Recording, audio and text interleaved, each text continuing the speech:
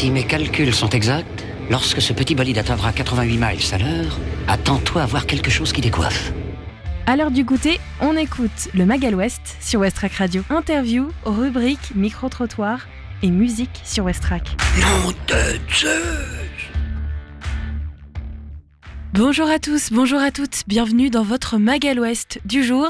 Aujourd'hui nous sommes le lundi 15 avril et c'est donc le premier Magal West de la semaine. C'est Lucie avec vous.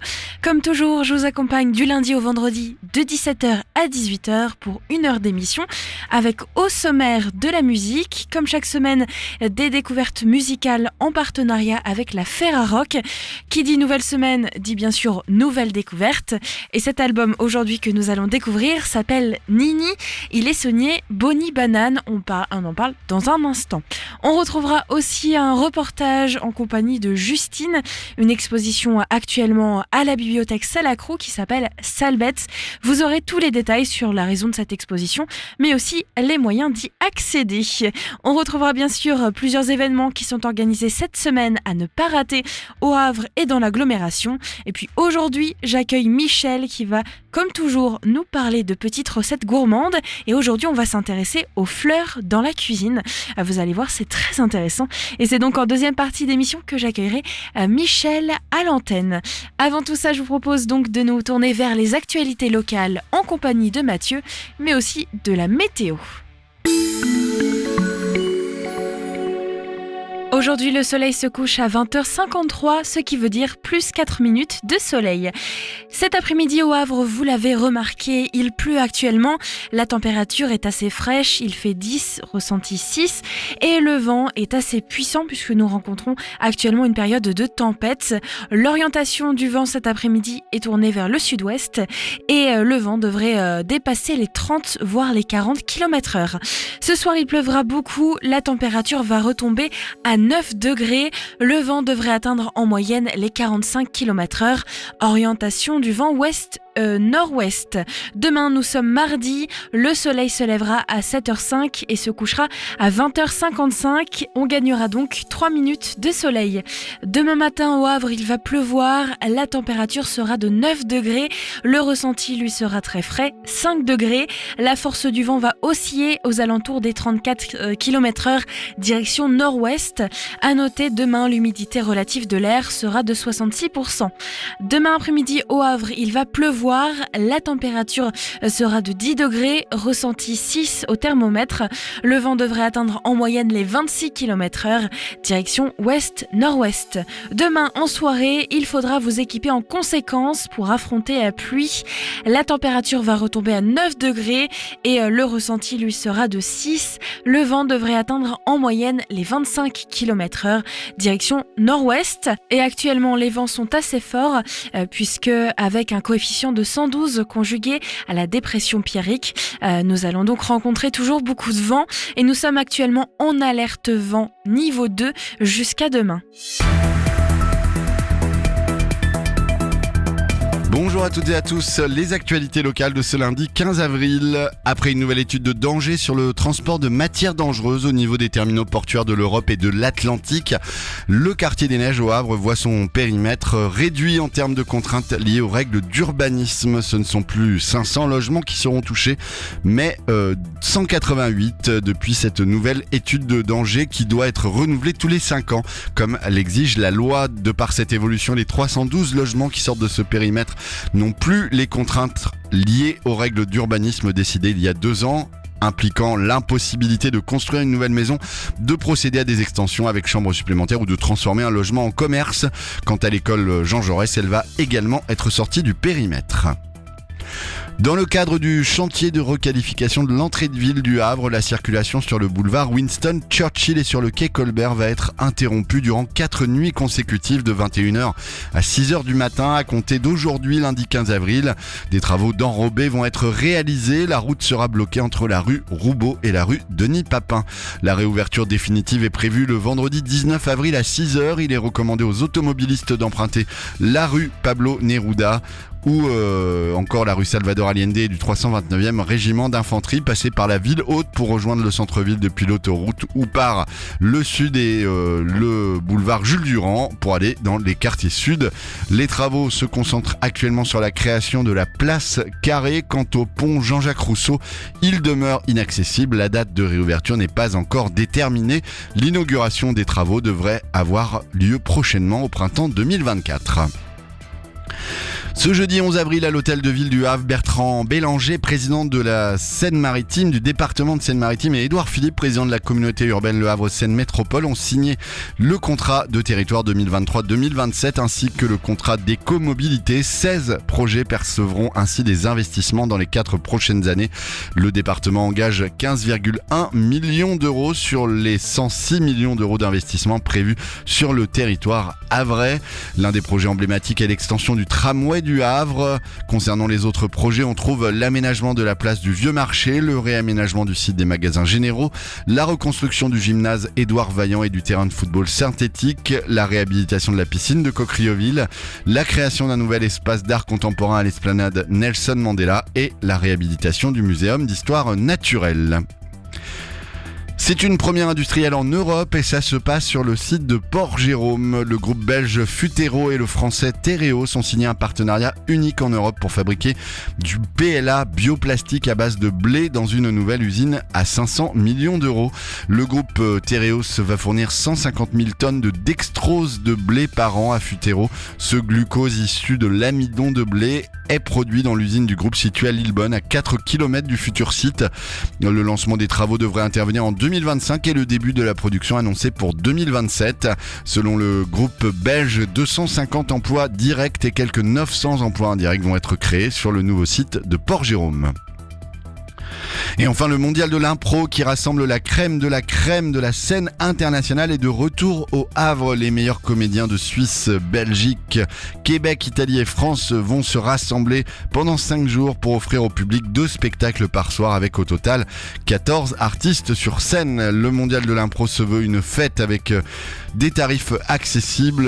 Ne tardez plus pour réserver vos places pour cette grande fête qui débute demain jusqu'à samedi. De demain à vendredi, c'est au Petit Théâtre. Samedi, la finale aura lieu au théâtre de l'Hôtel de Ville et mercredi, c'est réservé au jeune public mercredi après-midi. Toutes les réservations et les informations sont disponibles sur le site lesimprobables.fr.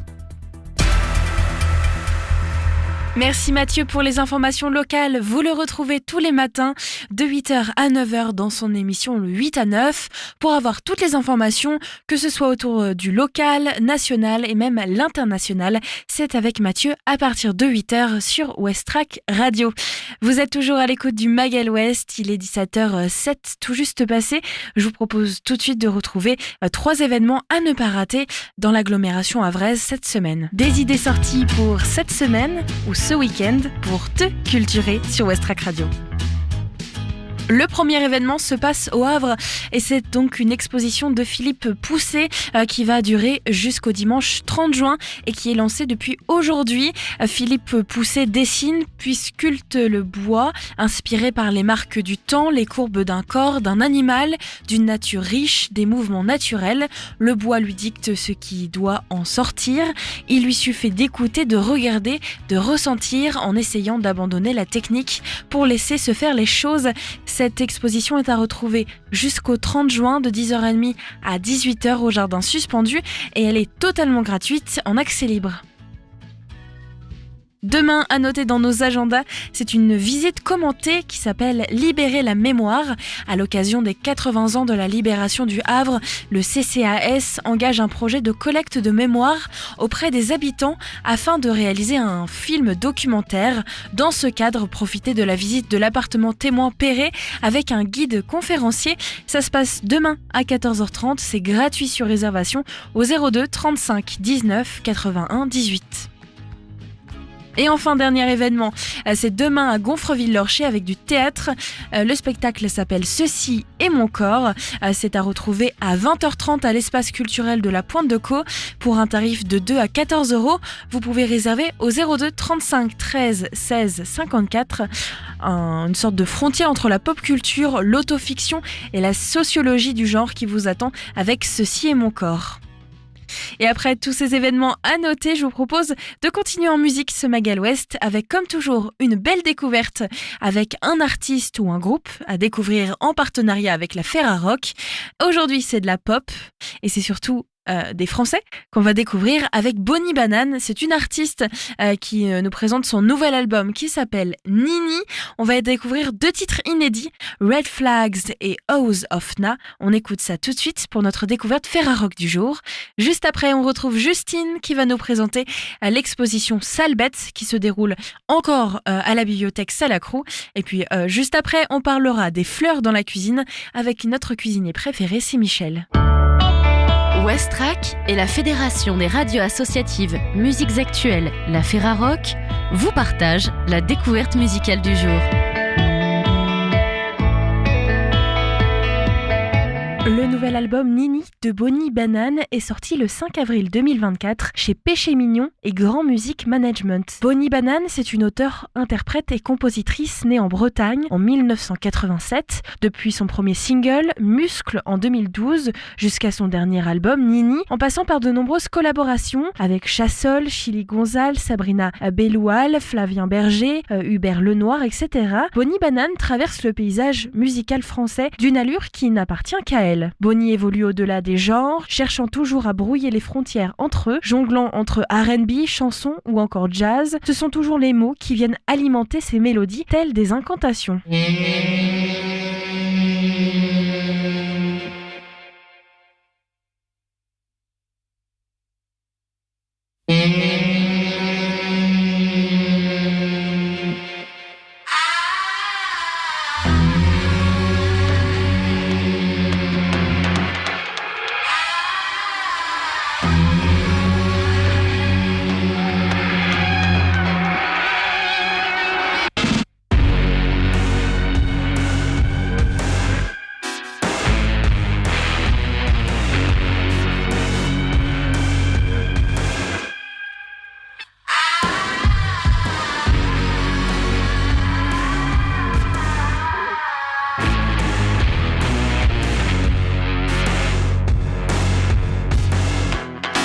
Welcome to Namaste. Welcome to Namaste. You hold of Namaste. You're welcome to stay. You hold of Namaste.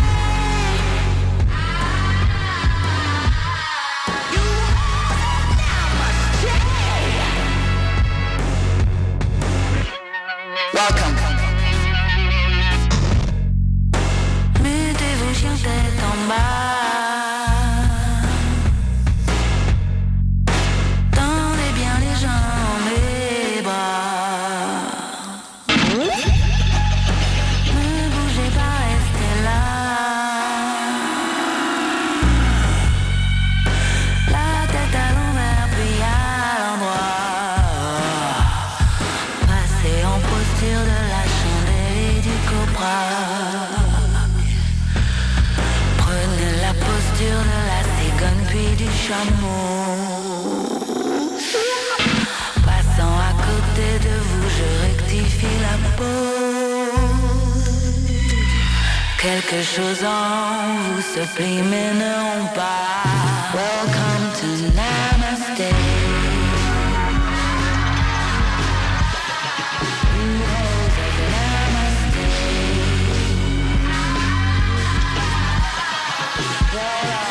Come to stay. You hold Namaste.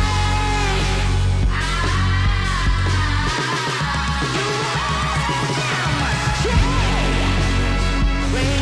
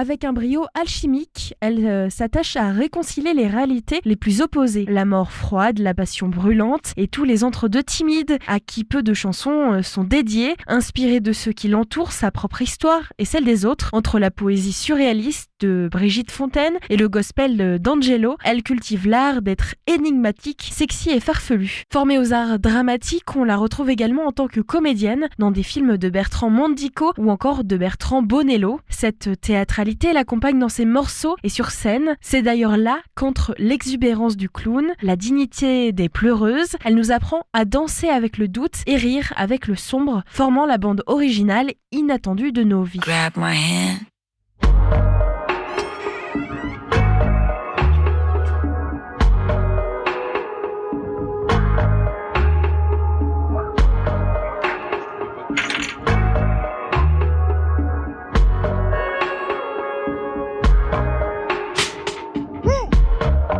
À force de tirer sur la corde, traverser jusqu'à ce que ça déborde.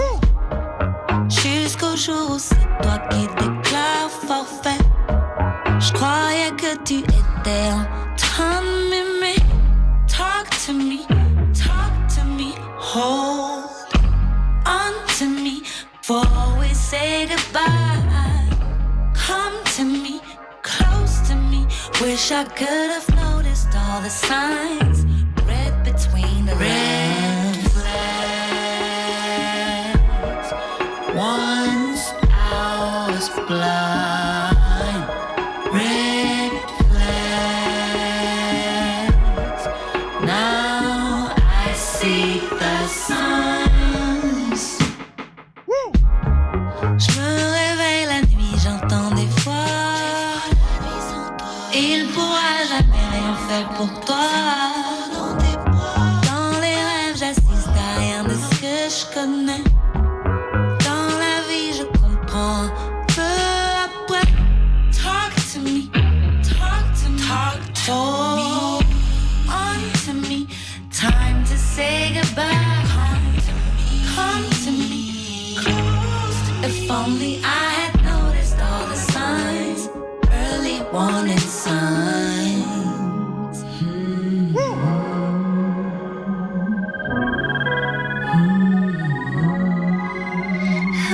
Early warning signs. Red flags. Once I was blind. Red flags. Now I see the signs. Now I see red flags. Once I was blind. Red flags. Early warning signs. Red flags. Once I was blind. Now I see the signs. Red flags. Once I was blind. Red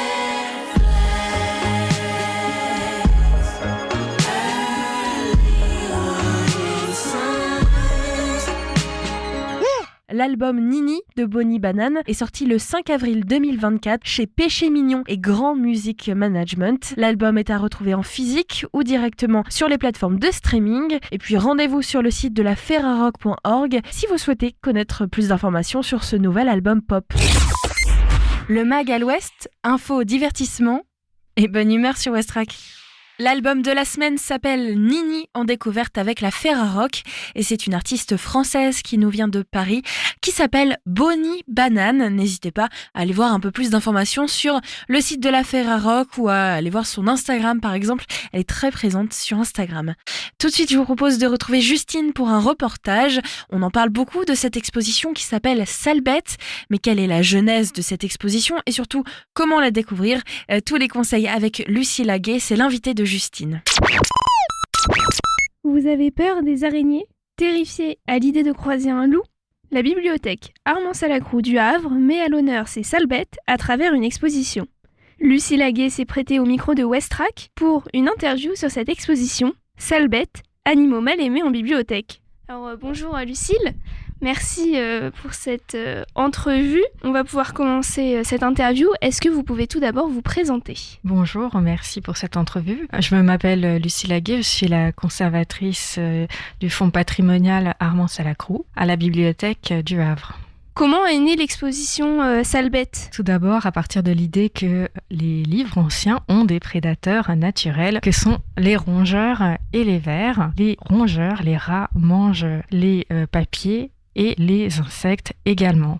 Cela a donné deux expressions bien connues. En français, le rat de bibliothèque, qui désigne le passionné de livres, et en anglais, son équivalent, bookworm, le ver de livre. Est-ce que le symbole de la ville du Havre vous a aussi inspiré pour cette exposition? Absolument, puisque il m'a beaucoup questionné. La salamandre, c'est une sale bête par excellence. La salamandre, dans les bestiaires médiévaux, est une bête venimeuse. Par exemple, les sorcières, elles donnent aux belles dames la pomme qui a été touchée par la salamandre et donc qui est empoisonnée. Alors, comment cette bête qui est empoisonnée peut-elle être le symbole du roi François Ier et celle du grand port du Havre? Eh bien parce que la salamandre a aussi une signification positive. La salamandre est capable de traverser le feu sans se brûler et de manger le feu. Et dans la symbolique chrétienne, on considère qu'elle est capable de se nourrir du bon feu de la vertu et d'éteindre le feu du vice.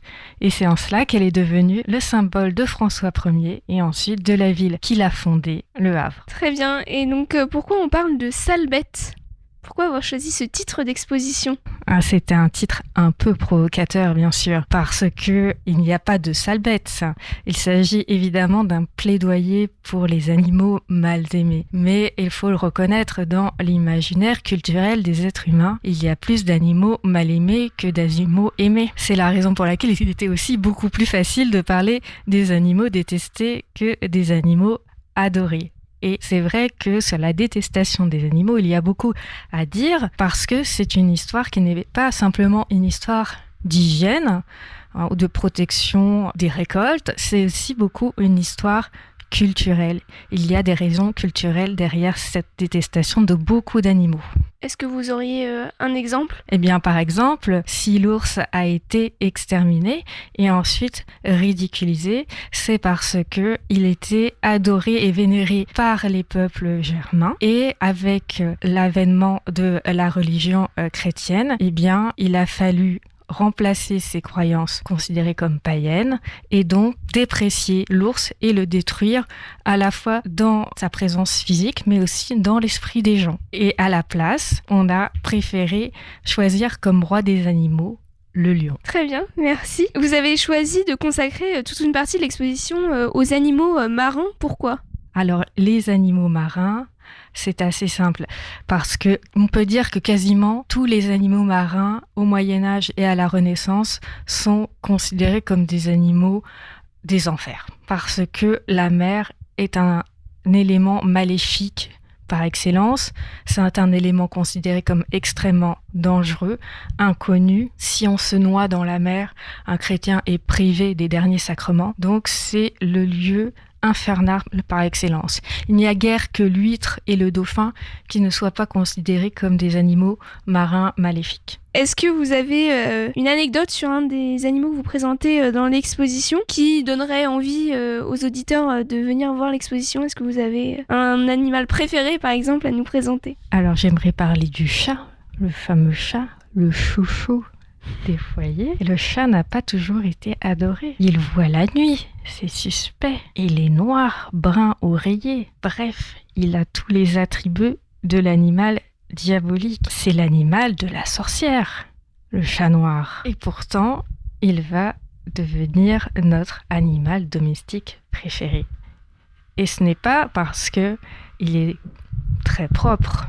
C'est parce qu'il est un excellent chasseur et qu'il va permettre de se débarrasser des rats. Mais pendant longtemps, il va quand même garder sa réputation un peu suspecte. À la fois dans les contes, dans les fables, dans La Fontaine Ramina Grobis est quand même un peu sournois, et même dans Le Chat Botté. Les enfants se souviendront que le chat botté vole quand même les vêtements du jeune homme alors qu'il se trouve dans la rivière. L'autre animal que j'aime beaucoup dans cette exposition, ou insecte, c'est le pou. Il fallait quand même oser parler du pou dans une bibliothèque patrimoniale. Et pourtant, le pou a quand même tout son sens à la bibliothèque Armand Salacrou, dont le père, Camille Salacrou, avait créé la lotion La Marie Rose, qui est une lotion anti-pou. Il avait demandé au poète Robert Desnos de créer le slogan. Et ce slogan, c'était la mort parfumée des poux. Et puis, il faut savoir que le pou, la puce ont aussi beaucoup inspiré les poètes, car le pou et la puce sont vraiment les petits insectes de l'intime, de l'épouillage. Et c'est la raison pour laquelle on la retrouve, cette petite puce, aussi bien chez La Fontaine que chez Rimbaud ou encore Lautréamont. Vous avez parlé du Chat Botté, c'est une référence du coup pour les enfants. Est-ce que cette exposition elle est accessible aux enfants et comment vous avez mis en place cette attraction pour les enfants ? Cette exposition est aussi accessible aux enfants. Il y a à l'étage un espace qui leur est aussi dédié, un livret d'exposition est spécialement conçu à leur intention. Très bien. Merci. Vous avez aussi consacré une partie de l'exposition à un cabinet de curiosité. Pourquoi avoir choisi de représenter les insectes dans ce cabinet de curiosité ? Alors, on avait choisi déjà un espace un peu caché pour les araignées, car on avait en tête que la première phobie concernant des animaux est celle des araignées. Donc, on ne pouvait quand même pas décourager tous les visiteurs phobiques. C'était une des raisons. L'autre raison est que le cabinet de curiosité a un sens très important dans l'histoire des connaissances à la Renaissance, puisque à ce moment-là, on considère que collectionner tout ce qui est de l'ordre de la merveille, du miraculeux, qui suscite des émotions fortes, donne envie de savoir. Et on espère encore aujourd'hui à la bibliothèque que toutes ces collections extraordinaires donneront aux enfants envie d'en savoir plus. On est dans une bibliothèque. Vous avez donc utilisé des livres d'auteurs.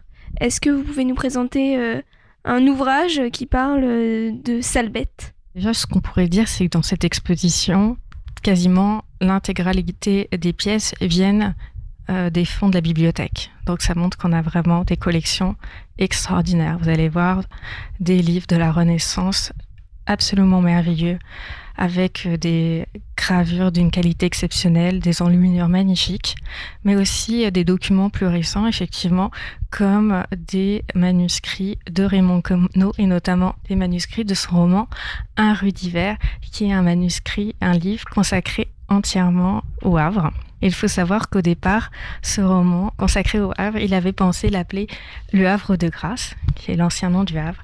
Et dans ses manuscrits, il avait dessiné en couverture à la main une petite salamandre couronnée. Très bien, merci. Et ma dernière question sera... Quelle est la morale de l'exposition ? Quel message vous voulez faire passer aux visiteurs ? La morale de l'exposition, c'est qu'il n'y a pas de sales bêtes. Elles sont toutes magnifiques.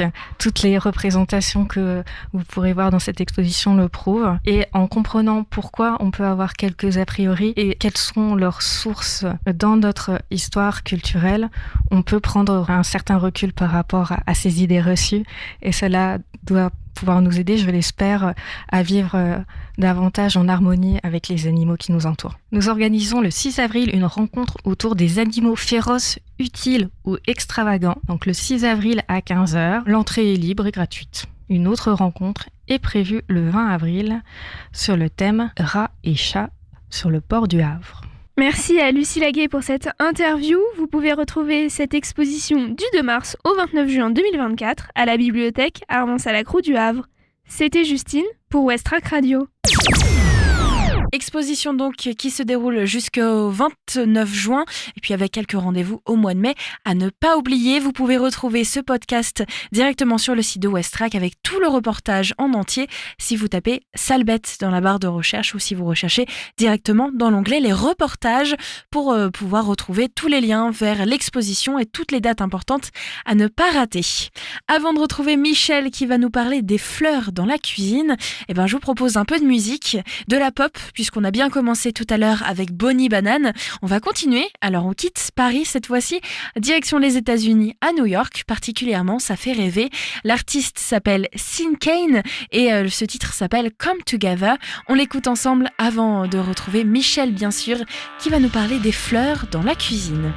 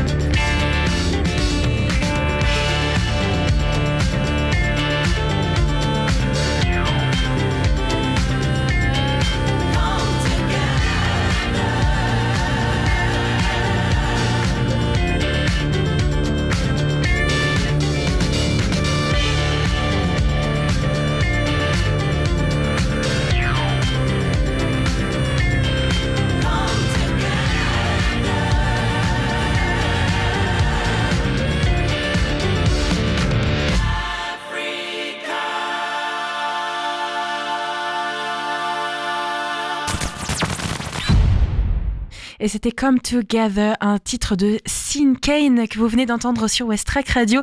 Il est 17h36, vous êtes toujours à l'écoute du Mag Ouest, bienvenue à vous si vous venez de nous rejoindre, et justement lui vient de nous rejoindre, c'est Michel. Michel, notre petit cuisinier qui aujourd'hui va nous amener encore des très bonnes recettes, j'en suis sûre. Comment ça va, Michel ? Ça va bien, je vais essayer du moins pour les recettes. En tout cas, bien, ouais. Ça nous donne toujours très faim.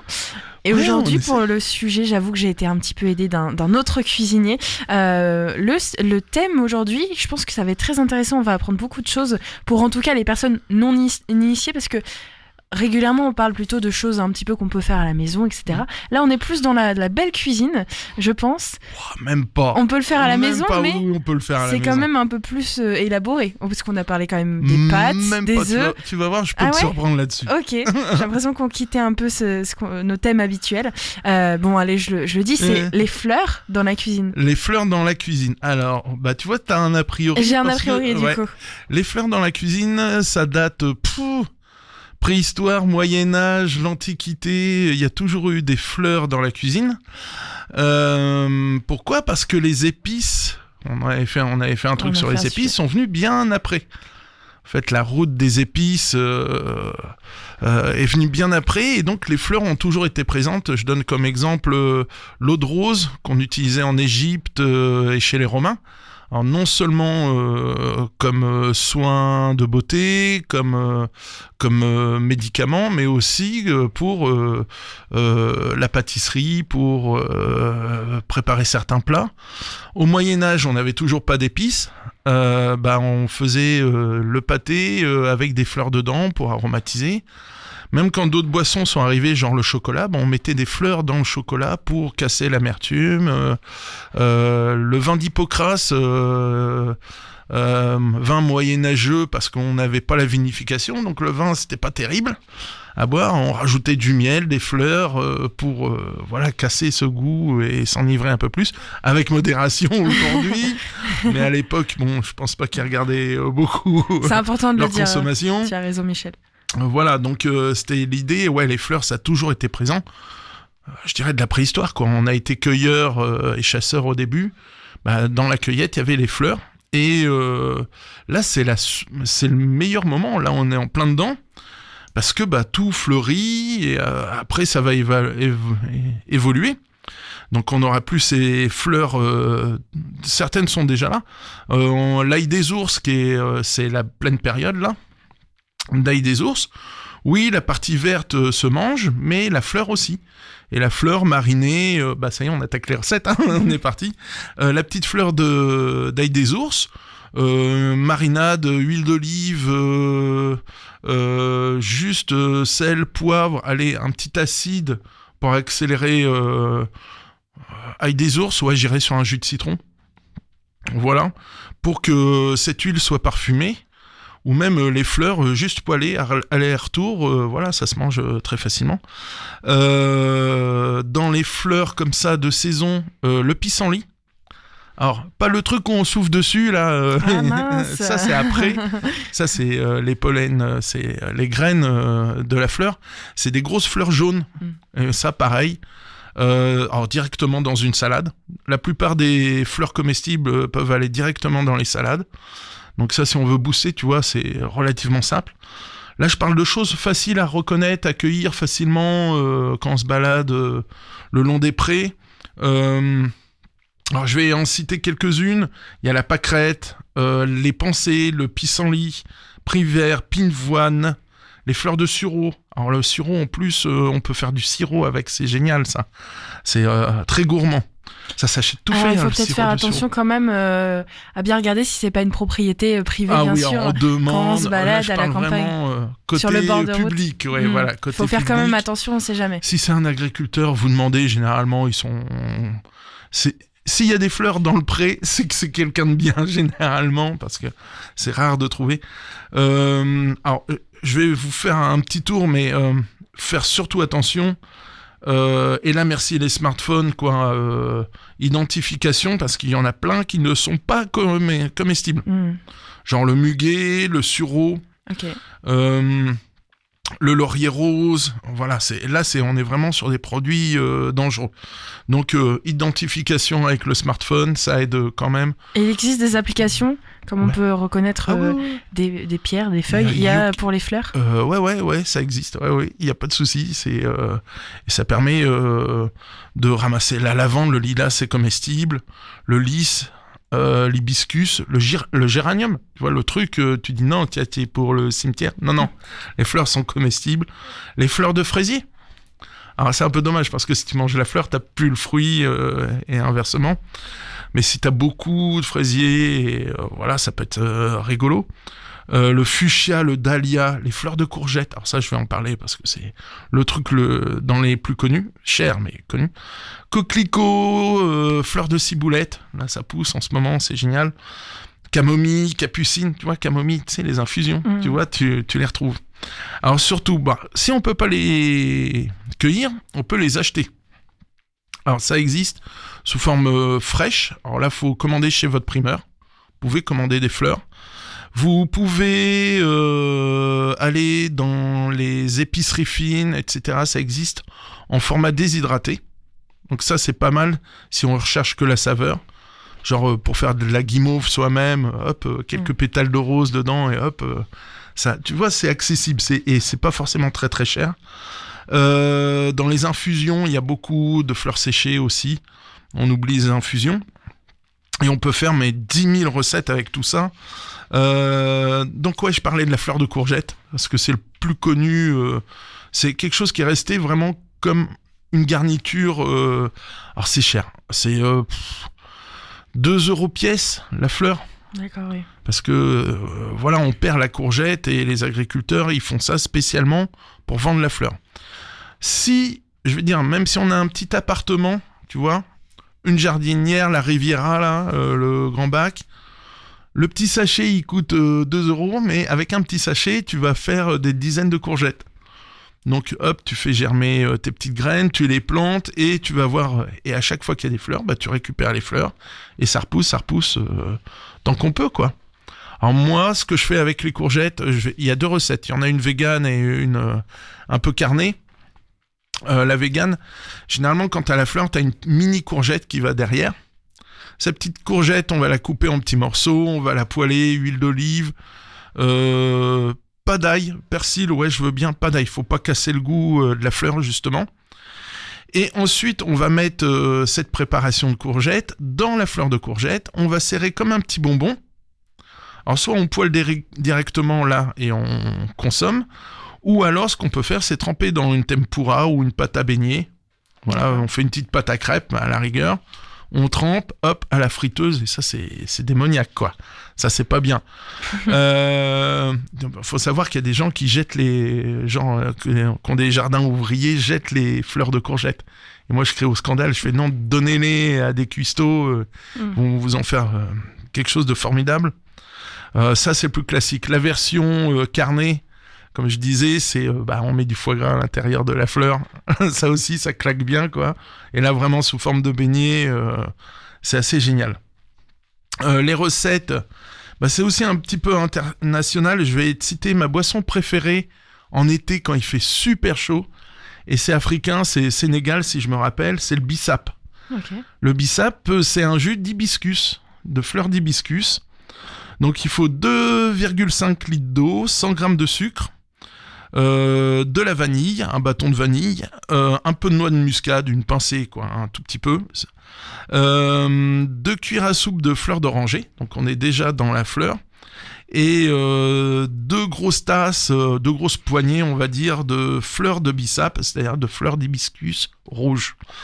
Et en fait, on va rincer simplement les fleurs pour enlever un peu la poussière qui peut... si vous achetez des fleurs comestibles, bien bio, sûr. Enfin voilà, il faut pas de pesticides, rien. N'achète pas ces fleurs chez le fleuriste. Attention. Et puis bien les laver avant de les utiliser. Ensuite, on fait bouillir les fleurs dans l'eau, jusqu'à temps que l'eau soit colorée. Et à ce moment-là, on va rajouter le sucre, la muscade, la fleur d'oranger. On va mélanger. Ensuite, on filtre le tout, on met dans bouteille, On attend au moins 5 heures, voilà, bien frais, et surtout que ça infuse bien au frigo. On fait ça dans les bouteilles, tu sais, à limonade, à clapper, là. Et ça se garde très très bien 1 mois, tranquille. Vous pouvez faire du sirop de bissap, sirop d'hibiscus. Ça se trouve dans le commerce. Vous allez dans une grande surface ou chez un caviste qui se démerde bien. Vous allez trouver le sirop de sureau, le sirop d'hibiscus. On trouve le sirop de rose. On les trouve, ces sirops de fleurs. Ça, c'est plus sirop de violette. T'en trouves partout, très, très quoi. Bon. Alors, violette, coquelicot, c'est les bonbons de nos grands-mères. Hein. Donc, quand je te disais, on consomme des fleurs depuis Mathusalem. Pareil, recette à base d'hibiscus, pavlova. Alors, tu sais, la meringue, chantilly, voilà. Mais au lieu d'aller sur les fruits rouges, comme on a l'habitude de voir, petit hibiscus, rose et de la grenade. Voilà, pour amener encore un peu plus au croquant.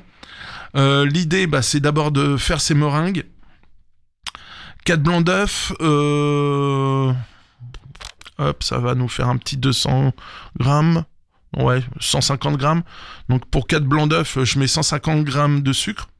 Alors il y a ma méthode barbare. Hein. Je mets un petit peu de sucre, je monte en neige et je rajoute le reste du sucre derrière. Pas de cuisson de sucre, rien, c'est facile. On plaque ces meringues, on met à cuire four 160 degrés pendant, je dirais 1 heure, 1 heure de cuisson pour la meringue. À côté de ça, on va faire une petite... Alors, la crème, on va la chauffer. On va faire infuser dedans l'hibiscus. Donc, pas ébullition. Dès que ça commence à bouillir, on arrête. On met les pétales d'hibiscus là-dedans. Ça va vous faire une crème rosâtre. Ça, on filtre, on met au frigo. Alors, au moins 1 heure, faut 2, c'est même mieux. Donc ça, c'est peut-être des préparations à faire la veille. Les meringues, comme ça, on est peinard. Et après, le lendemain, on fait du Lego, quoi. On assemble et c'est fini. On joue au Duplo, quoi. Et l'idée, c'est après, cette crème qui est aromatisée à l'hibiscus, on monte une crème fouettée. Donc là, t'as ton hibiscus. La rose, un petit sirop à la rose par-dessus pour faire le petit coulis dessus. Et juste les graines de grenade posées sur la meringue. Voilà. Et là, ça, pareil, ça claque, mais un truc de fou. Et tu l'as déjà testé ? Ouais, ça c'est le genre de recette-là, je m'en amuse. Alors, il y a des trucs, je l'avoue, j'ai essayé, j'ai eu des ratés. Ah. Alors, et c'est que psychologique, hein, genre la lavande. Et t'as tellement l'habitude d'avoir des produits d'entretien qui sentent la lavande que quand tu prépares un plat avec, t'as l'impression d'avoir un produit chimique, alors qu'il y a 0 produit, hein. Mais c'est juste, tu vois, c'est la mémoire associée... En plus, ça sent fort, la lavande. Donc, voilà, donc se méfier. Il y a certains lavande, lilas, voilà, c'est des parfums qu'on retrouve beaucoup dans les produits d'entretien. Eucalyptus, tu vois, citronnelle, pareil. Le shampoing.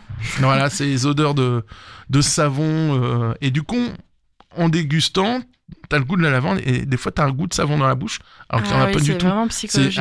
C'est la mémoire, faut se méfier, c'est terrible pour ça. Avant qu'on entame les recettes, je vois que c'est plutôt salé après pour la suite. J'ai alterné. Je te propose d'écouter un petit titre de Satellite Jockey, c'est une nouveauté, ça s'appelle Movement et on se retrouve juste après pour la partie du coup salée des fleurs en cuisine.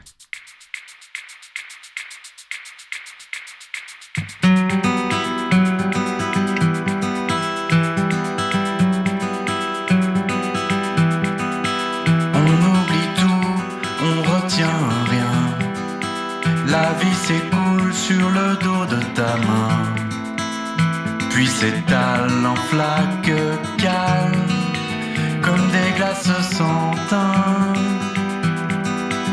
L'eau qui dort dormira sans fin, donne de la pente à son chemin. Elle coule le cours, attend, aimer c'est un mouvement. Aimer certains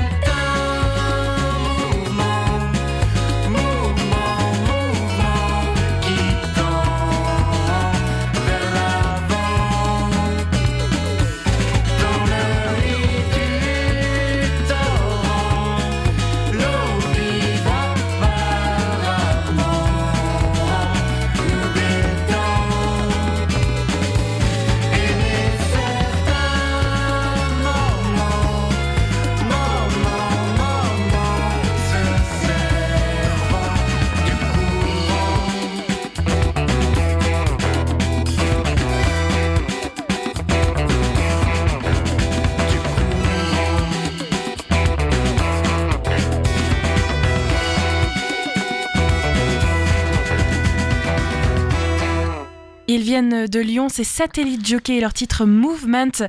Vous les connaissez sûrement parce que sur Westrack, on vous les a fait découvrir la semaine dernière avec la découverte Ferrarock.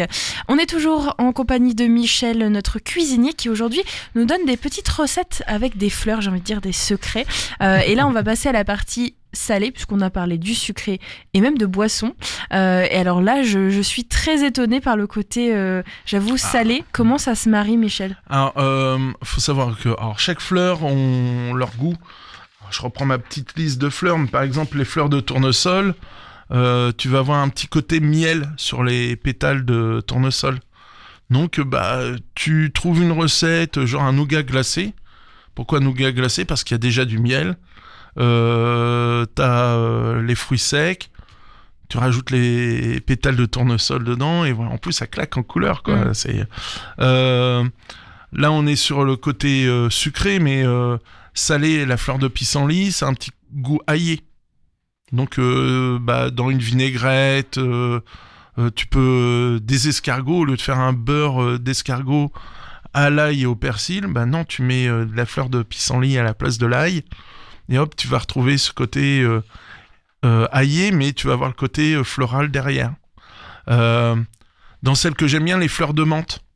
Quand tu fais la menthe, ça pousse comme du chien-dent. Par contre, ça te fait des petites fleurs violettes. Ça, c'est hyper intéressant en pâtisserie. Alors, c'est ma version à moi, je fais un caramel et je les trempe dans le caramel. Donc, il y a tout le sucre collé dessus. Pose ça sur un dessert, genre chocolat menthe. Un classique, ou des fraises avec un sirop de menthe, et tu poses cette petite fleur. Alors, t'as le côté décoratif, mais surtout c'est que tu peux croquer et tu vas avoir tous ces goûts mentholés derrière. Là c'est génial quoi. Moi j'adore ce genre de truc, et en fait faut les goûter. La lavande, on a le goût tout de suite en tête parce qu'on a l'odeur de la lavande derrière. Donc on sait qu'il va falloir pas en mettre beaucoup parce que c'est puissant. Alors après je les connais pas tous, j'avoue. Dans même les cuisines, là c'est nos fleurs de chez nous, j'ai pris mais t'as les fleurs de lotus confites en Chine. Enfin voilà, il y a d'autres aspects. La vanille, il faut pas oublier que c'est le pistil d'une plante. C'est la gousse, c'est limite le bourgeon. Les capres, c'est des capucines. Le caprier, c'est des fleurs. On mange des bourgeons de fleurs quand on mange des capres. Le safran, c'est le pistil d'une fleur. Tu vois, c'est déjà présent au quotidien, les fleurs. Et tu t'amuses.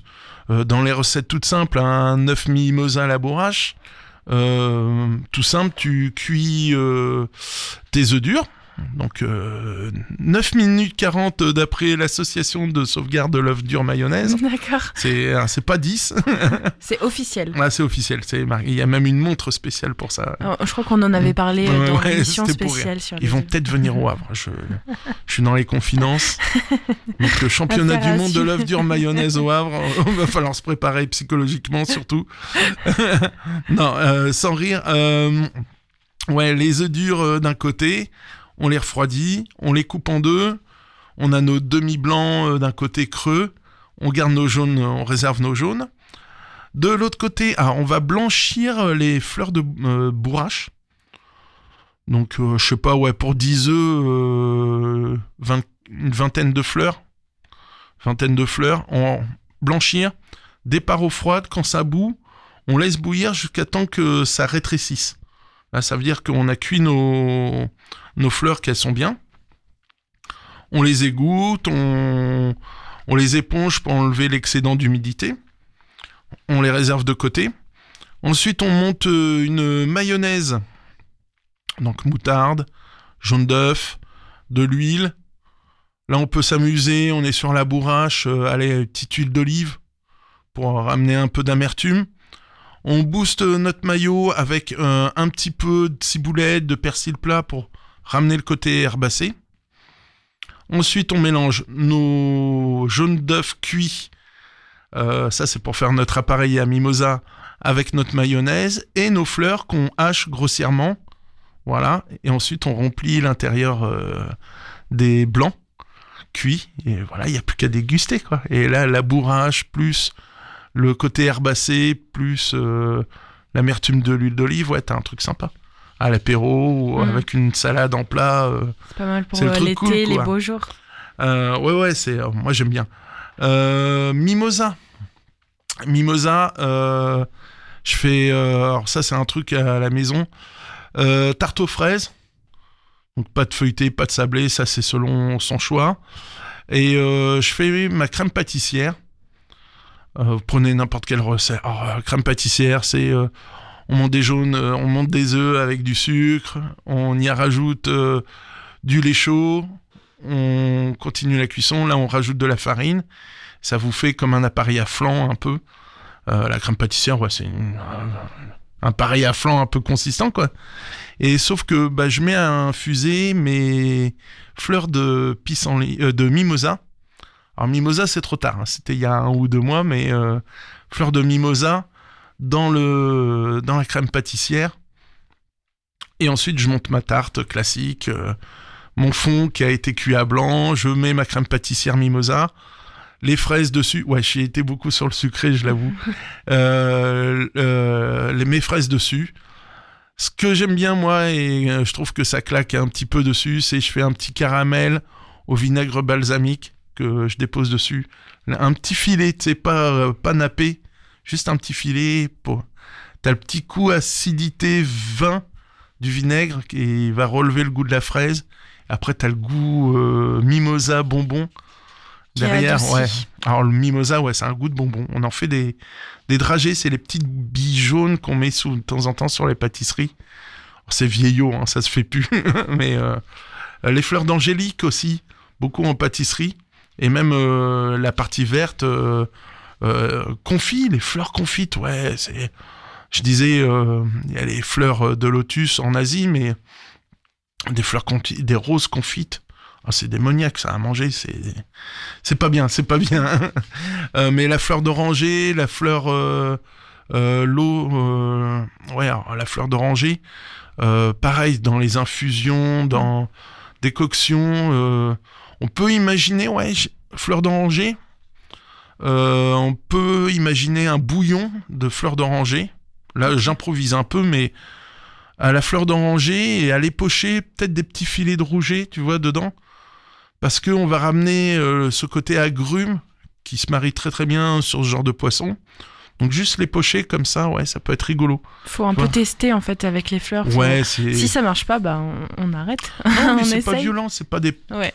C'est pas... enfin, je le disais, oui, le lilas, voilà, c'est des choses qui sont très puissantes en goût. La fleur d'oranger, c'est doux et on a déjà l'habitude d'avoir ça en palais. J'ai encore le droit à une recette ? Bien sûr. Mais là, c'est encore du sucré, Michel. Ouais, c'est toujours du sucré. On n'a pas eu beaucoup de salé. D'habitude, moi, je suis cuisinier. Pour une fois que j'ai du sucré sous la main, je me suis un peu lâché là-dessus. Une glace mûre lavande. Ok. Alors, je précise, glace, donc, va falloir faire un appareil à base de produits laitiers. Les glaces, c'est produits laitiers. Les sorbets, c'est du sirop. Voilà. On en avait parlé la semaine dernière. Là, c'est plus une crème glacée. Lundi prochain, on peut faire que les glacés et les sorbets, si tu veux. Encore du sucré. Non, je peux te faire du salé, justement. Ah bon, moi, ça va alors. Donc là, la base... on va prendre du lait, 20 centilitres de lait, 25 centilitres de crème, 3 cuillères à soupe de miel, d'acacia, encore des fleurs, 100 grammes de mûre et 2 cuillères à soupe de fleurs de lavande. Donc là, c'est bien parce que la mûre va contrecarrer un peu la lavande, parce que la lavande, c'est très très puissant. Donc on va verser notre lait dans une casserole, on va le faire chauffer pendant 5 minutes. On va le retirer du feu. Là-dedans, on va mettre nos fleurs de lavande à infuser, justement. On les laisse infuser jusqu'à temps que ça refroidisse complètement. Donc 2 heures minimum au moins, que le lait soit bien bien parfumé. Ensuite, on va rajouter dans notre lait notre crème, notre miel. On va séparer en deux ce mélange. D'un côté, on va mixer les mûres avec la moitié de cette préparation. Et ensuite, on remélange les deux préparations. Donc l'une où c'est que lavande et l'une c'est lavande mûre. Alors moi j'ai une astuce, c'est vous versez la première préparation dans votre bac, vous laissez prendre un petit peu au congélateur et ensuite vous versez l'autre moitié. Alors c'est bien de passer par la turbine, hein, je dis toujours dans la sorbetière, voilà, ou alors glacé au fouet et à la main. Et vous mettez au congélateur et c'est au minimum 3 heures. Donc c'est encore une préparation à faire la veille pour le lendemain. Là c'est bien comme recette parce que les produits, c'est pas cher. Et deuxièmement, les mûres, ça va pas tarder. En plus là en Normandie, il va y en avoir partout. Alors coupez pas les ronces, des fois c'est des mûriers, il faut les préserver. C'est des jolies choses. Et la lavande, on en trouve partout, on va en trouver partout. En plus, déshydrater, l'avoir infusé, c'est très très bien. Moi, je préfère travailler les fleurs déshydratées ou fraîches. J'avoue, entre deux, non. J'ai pas trouvé, enfin. Ou alors, ce qu'on appelle les hydras. Alors, oui, il y a un peu d'alcool, mais c'est pas pour une consommation comme ça. C'est tout ce qu'on appelle eau de rose, eau de fleur d'oranger. Voilà. Pourquoi ? Parce que quelques gouttes et tout de suite on a quelque chose. Moi, une pâte à crêpes sans fleur d'oranger, c'est oui. voilà. Je suis d'accord. Faut que c'est ce côté mamie rétro dans la pâtisserie, quoi. Mais il y en a qui aiment pas du tout la fleur d'oranger. Les sucres parfumés, tiens, j'avais oublié ça, c'est joli aussi. Il suffit de mettre les fleurs dans du sucre. Donc le sucre va prendre le goût de la fleur. Alors là, c'est pas bien, mais aller faire des barbes à papa avec, ça claque bien, quoi. Non, mais je veux dire, une barbe à papa à la violette, ça quand même, voilà, ça a du goût, quoi. Et surtout, pas d'arôme artificiel, quoi. Il suffit d'acheter un sucre blanc et récupérer des fleurs, et voilà, quoi. Ça marche tout ça. En plus, on peut le faire avec les enfants. Ouais, ça c'est cool, en plus. Activité. Et en plus, c'est pas des machines qui coûtent très cher, hein. Oui. C'est 20 balles, j'en ai vu à 20 balles. Les fameuses machines à barbe à papa. Ouais, au lieu d'acheter du sucre pas bon. Exactement. Je te remercie, Michel. On se quitte pour ce soir. En tout cas, on te retrouve quand même samedi matin. Parce que tu as ton émission Gastronomiquement Vôtre. Alors là, on sera pas sur la fleur, un peu moins de délicatesse. Ils annoncent du beau temps. Un sujet que tu aimes bien aussi. Parce qu'aujourd'hui, c'était un peu tout pourri. Ce sera le barbecue. Barbecue, ouais, voilà. Avec Henri... Et Henri aussi qui fait maintenant sa nouvelle chronique, la tartine de beurre, voilà. Sur West Track. Écoutez sur West Track Radio. À retrouver dimanche pour le coup. Lui c'est on dimanche. Aura samedi Gastronomiquement Parce que Vôtre. j'ai écouté le podcast, moi c'est tout. Et dimanche midi, ce sera donc la tartine au beurre avec Henri. Et pour le barbecue, vous allez parler des cuissons, du matériel, et même un peu de fabrication, je crois, maison. On peut bricoler son barbecue maison. Ça c'est super cool. Merci beaucoup Michel, et puis on se donne rendez-vous samedi et lundi prochain pour le Mag à l'Ouest à 17h. Très belle journée. Et nous, on va donc se quitter tout de suite avec un peu de musique, évidemment. Je vous donne rendez-vous tout de suite avec Goblins et leur titre Big Red. Rendez-vous aussi demain pour un autre Mag à l'Ouest. Demain, on parlera justement podcast avec les artisans de la réussite. C'est un Normand qui a créé ce podcast et sera l'invité du jour, c'est Julien. Je vous donne donc rendez-vous à 17h pour ce petit rendez-vous radiophonique. Et puis tout de suite, la musique, direction Berlin, avec Big Red sur West Track.